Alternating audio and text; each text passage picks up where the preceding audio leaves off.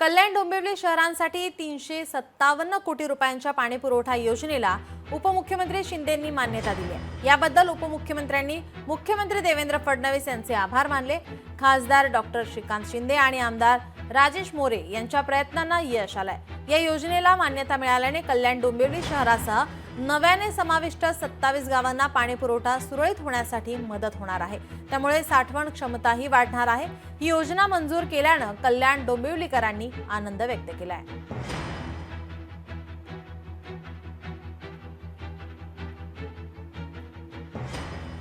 शिंदे साहेबांनी जे प्रयत्न केले, आपले खासदार यांनी पण एक नागरिकांचा अगदी महत्त्वाचा प्रश्न म्हणून याच्याकडे जे गांभीर्याने बघितलं आणि पाठपुरावा करून जी आज करोडो रुपये त्यांनी मिळवून दिले, त्याबद्दल खरंच आम्ही त्यांचे आभारी आहोत।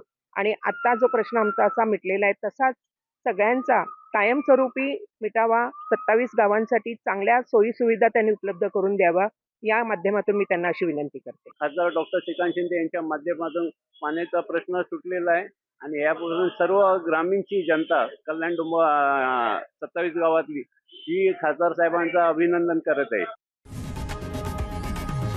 लोकशाही मराठी ऐका, पहा, जागरूक रहा।